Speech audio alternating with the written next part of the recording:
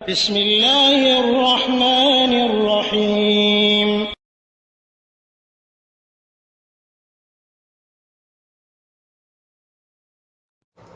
ওয়ালাইকুম আসসালাম রহমতুল্লাহি ওয়া বারাকাতুহু। মুহতারাম নুরুল আজিজ ভাই দুইটা প্রশ্ন করেছেন। একটা হলো, আমি সালাত পড়ছিলাম এশার সালাতের পরে, হয়তোবা আমি সুন্নাতের নিয়াত করে দাঁড়িয়ে সালাত আদায় করছি। পরবর্তীতে দুইজন মানুষ ঢোকার পরে আমার পিছনে ইক্তেদা করলো, অর্থাৎ এশার সালাতে বলে তারা ধারণা করছে যে আমি এশার সালাত আদায় করছি। এই ক্ষেত্রে তাদের সালাত হবে কি না?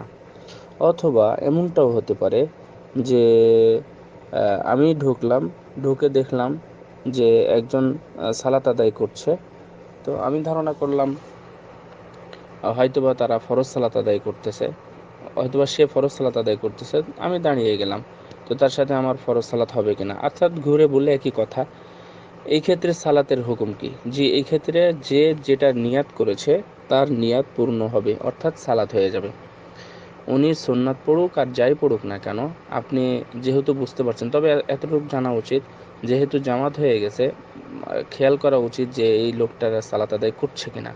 কারণ সুন্নাত সালাত তো মানুষ আদায় করতে পারে, এটা তেমন কিছু না। যেমন আসরের সালাতের পরে মানুষ সাধারণত কেউ সুন্নাত পড়ে না, সেটা তো না।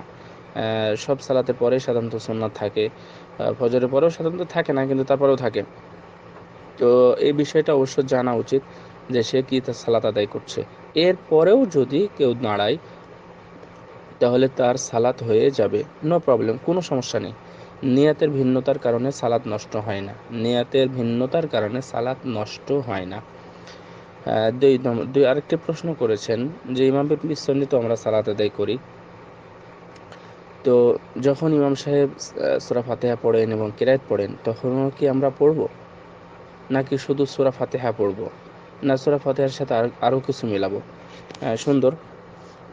যদি মাগরিব, এশা এবং ফজর এই তিন ওয়াক্ত সালাতের এই তিন ওয়াক্ত সালাতের যে যে দুই রাকাত করে, যে অর্থাৎ ফজর সালাতের পুরোটাই, এশার সালাতে প্রথম দুই রাকাত, মাগরিবের সালাতে প্রথম দুই রাকাত, যে জোরে জোরে কেরাত করেন ইমাম সাহেব, তো ওনার সাথে শুধু সূরা ফাতিহা পড়বেন, বাকি অংশটুকু পড়ার দরকার নেই।